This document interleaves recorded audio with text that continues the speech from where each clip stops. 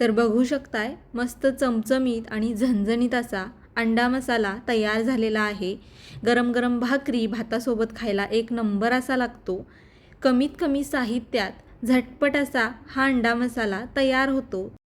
अंडा मसाला तयार करण्यासाठी 4 उकडलेले अंडी साल काढून अर्धी अर्धी कट केलेले आहेत। त्याचबरोबर वाटण किंवा मसाला तयार करण्यासाठी पाव वाटीपेक्षा थोडं कमी सुक्या खोबऱ्याचे काप घेतलेले आहेत। 1 चमचा पांढरे तीळ, अर्धा चमचा जिरं, मुठभर कोथिंबीर, थोड्या आल्याचे तुकडे आणि 6 ते 7 लसूण पाकळ्या घेतलेल्या आहेत। हे सर्व साहित्य आता मिक्सरच्या भांड्यामध्ये काढून घेऊ आणि लागेल तसं थोडं थोडं पाणी घालून बारीक वाटण तयार करून घेऊ। तर वाटण आता तयार झालेलं आहे। अंडा मसाला करण्यासाठी कढईमध्ये मी साधारण 1.5 पळी तेल घेतलेलं आहे।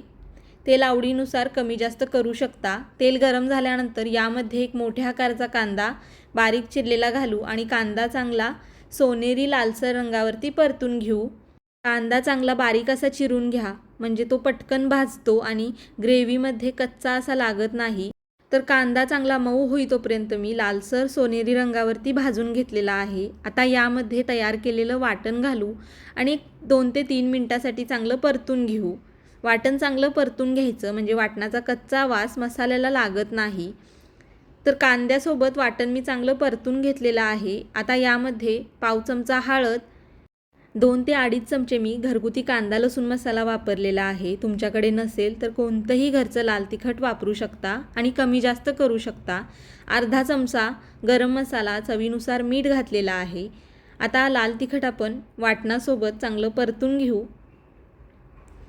लाल तिखट थोडं परतून घेतल्यानंतर यामध्ये मी थोडंसं पाणी घातलेलं आहे। तर मिक्सरच्या भांड्यामध्येच थोडं पाणी घालून मी हे पाणी यामध्ये घातलेलं आहे। आता मसाला चांगला पुन्हा तेल सुटेपर्यंत परतून घेऊ, म्हणजे लाल तिखट न करपता मसालासुद्धा चांगला परतला जातो। तर मस्त असं मसाल्याला बघू शकताय तेल सुटलेलं आहे। मसाला चांगला भाजून किंवा परतून घेतलेला आहे।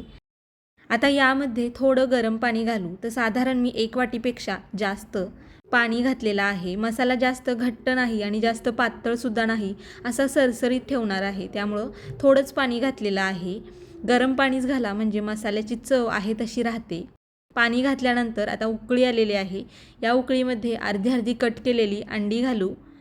मसाल्यामध्ये अंडी घातल्यानंतर जास्त चमच्याने न हलवता गॅस बारीक करून यावरती एक 4 ते 5 मिनिटासाठी झाकण ठेवू आणि मसाल्यामध्ये ही अंडी चांगली शिजवून घेऊ, म्हणजे अंड्याची चव मसाल्यामध्ये उतरते। तर थोड्या वेळानंतर बघू शकताय मस्त झणझणीत आणि चमचमीत असा अंडा मसाला तयार झालेला आहे। वरून आता बारीक चिरलेली कोथिंबीर घालू आणि मिक्स करून घेऊ। तर अगदी कमीत कमी साहित्यात जास्त मसाले न वापरता गावरान पद्धतीने झटपट असा हा अंडा मसाला तयार झालेला आहे।